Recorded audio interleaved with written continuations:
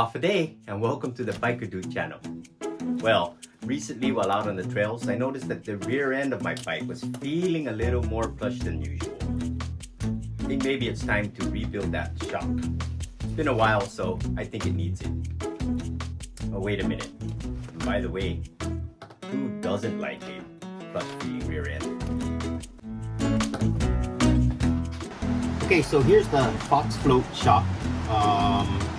Couple things that I need to point out is there's a custom tune ID here. Mine is DC5Y. If you go to the Fox website, it'll show you what is inside the shock, the best way to tune your shock for your weight. It gives you a whole bunch of information. Don't lose that number. Take a picture of it, send it to your girlfriend or your wife. Another thing to point out is this white plug here, don't mess with it. It's what the factory would use to replace the nitrogen that's inside this cylinder here. Don't mess with it because there is no way on island to get this taken care of. You have to send it off. Alright, that being said, let's get started. So if this is hard to remove, you can stick it in a vise. Make sure your vise has soft jaws. But other than that, you should be able to loosen it. Take out all the air. Make sure that there's no air in there, because if there is air in there, you'll never loosen this. So make sure the air cylinder is empty. Alright, so here we go. Just loosen it up. You might hear a pop. You might not hear a pop. There you go. Be careful.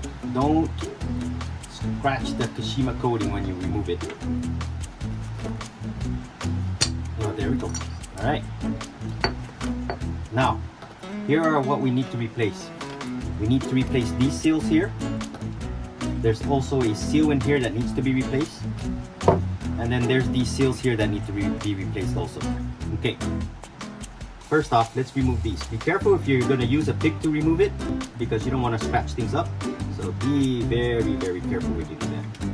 Okay. You can also just pry it up with your hands. This is a split seal, so you can just remove it.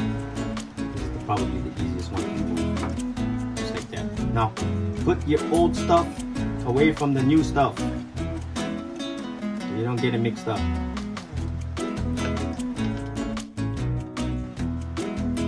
Okay, in here, you probably want to remove the volume spacer, and makes things easier, makes that O-ring easier to get. So let's just pull this off. All right, just take it off. And there's that O-ring in there. You want to remove that.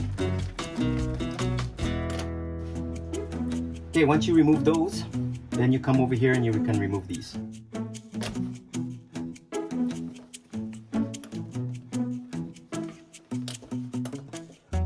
Alright, now that we got all of the old stuff out, let's put them back together. Put some Fox Float fluid on it. Remember, be generous.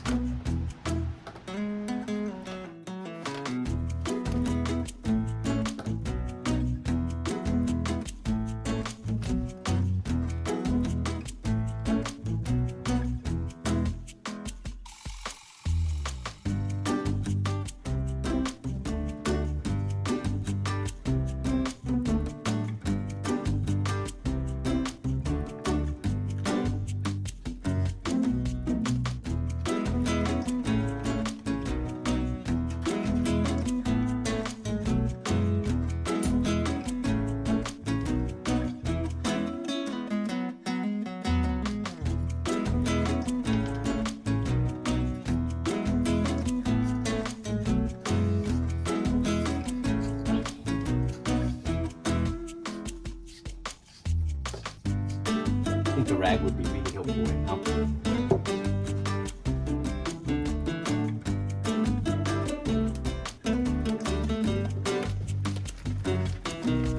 There you go. Fox Float rebuild. I'll see you out on the trails.